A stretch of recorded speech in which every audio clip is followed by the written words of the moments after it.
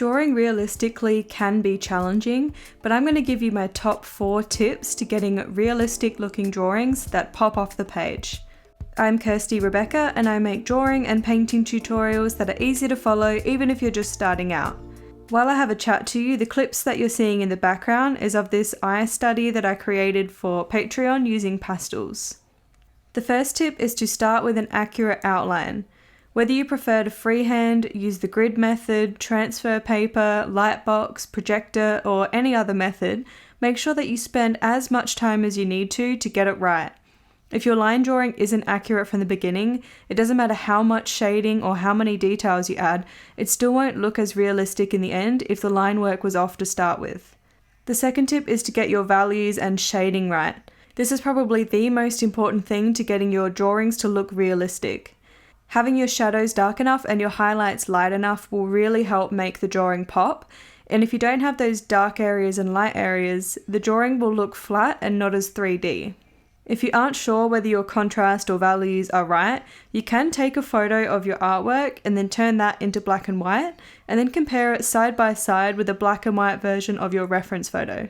This is a really great way to see if your shadows are as dark as your reference, and the same for your highlights, and it's also a really great way to check if your shapes are in the right spot, like if the eyes are slightly off or the nose or any part of your drawing. When you turn the artwork and reference into black and white, it takes away the color aspect, so it makes it much easier to see those kinds of details and mistakes that you might need to fix.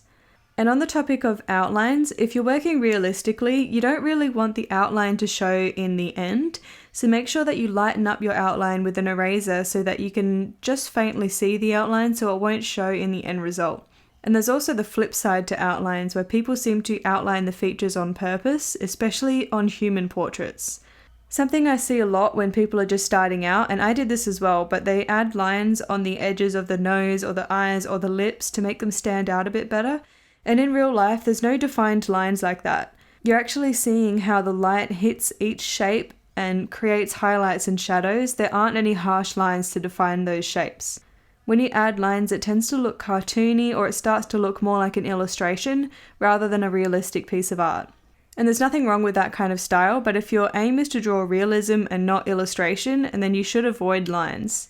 The reason people tend to add those lines is because their piece looks flat or they can't distinguish the difference in the different shapes on the face. For example, if you're drawing lips, some people draw a line around the edge, but you should actually use your shading to fade the color of the lips into the skin around it.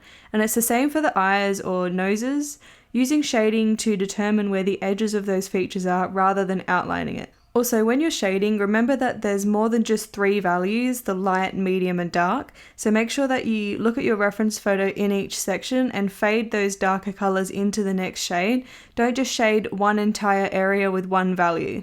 Before I move on to the next tip, if you want to follow along with my longer real-time tutorials where I talk you through every step of the process, then Patreon might be the solution for you. For a small amount per month, you'll have access to every tutorial that I've previously uploaded on your chosen tier level in a variety of mediums like pastel, colored pencil, graphite, watercolor, and more. You will also have access to the original reference photo, a traceable outline, and a list of supplies that I'm using so you really can follow along every step of the way. My tutorials don't skip any stages or cut out any important parts of the process, and I will share all of my secrets to help you improve.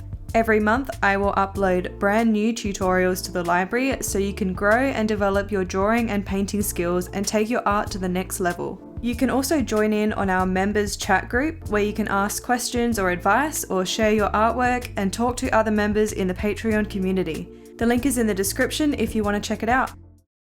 The third tip is getting accurate colors, and this is probably the least important out of these 4 tips. People seem to focus on colors way too much. They want to know what the exact color is that's supposed to go in that area, but it's really not that important. It doesn't matter if your blue doesn't match the blue on your reference photo, as long as it's the same value.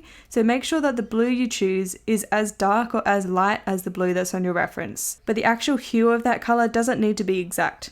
In this example, I've added different filters that change the colors slightly, and all of the photos still look realistic, but every image will give you an entirely different set of colors that you'll use to draw that portrait. The main problem I see people make is that they choose one color for an entire area and they don't mix or layer colors. For example, if you're drawing a tiger, don't pick an orange, a black, and then like a darker shade of orange for the shadow areas. It's not going to look realistic.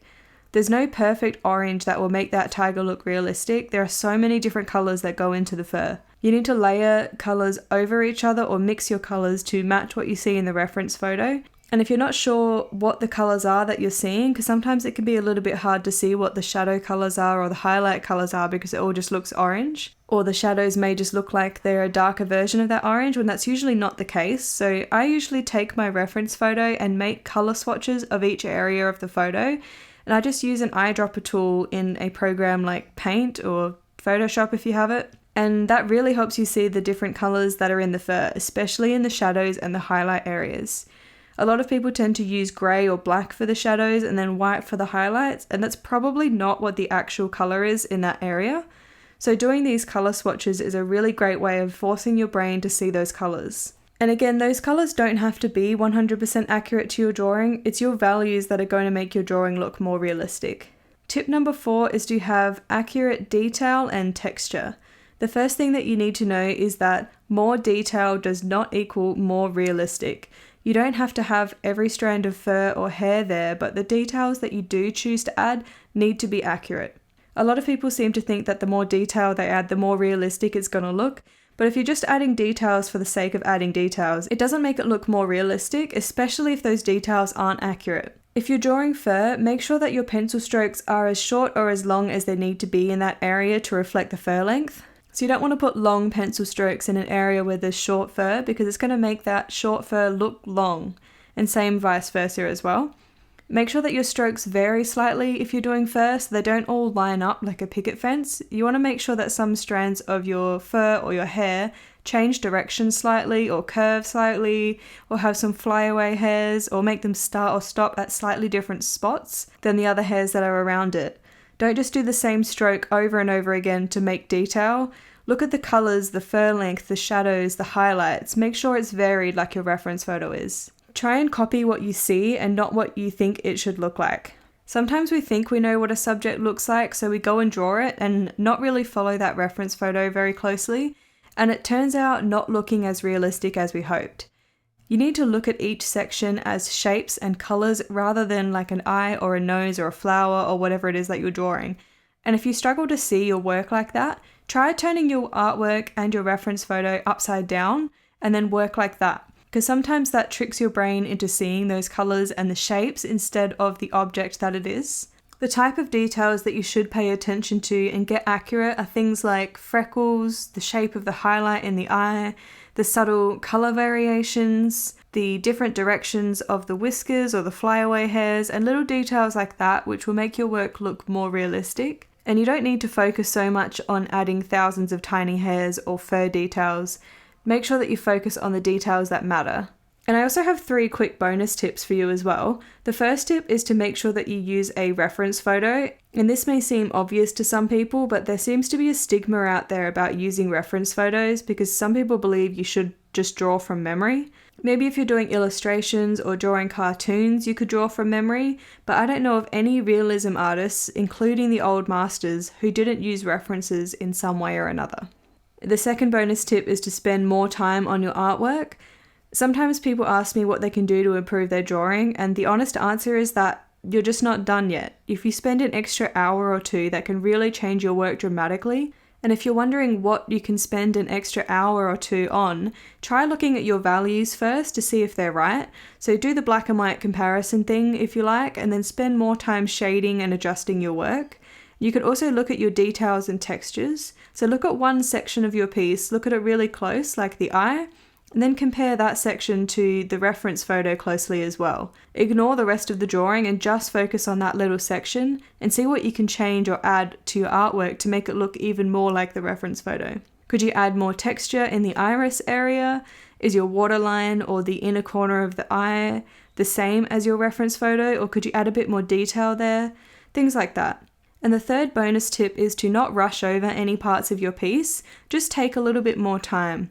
People tend to rush over things like the background or the hair because it's not usually the focal point and sometimes it's the boring part, but you really want to make sure that you spend as much time as you need to on those areas to make it look as good as the rest of your piece. You don't really want a fantastic drawing of a face only to have it be brought down by the hair because you rushed through it. And that being said, you don't have to spend days or months on a piece of work to get all of the tiny details exactly right. If you step back from your work and look at it from a meter or two away at a normal viewing distance, and it looks realistic and you can't see the details that you're putting in, then those details probably don't need to be there.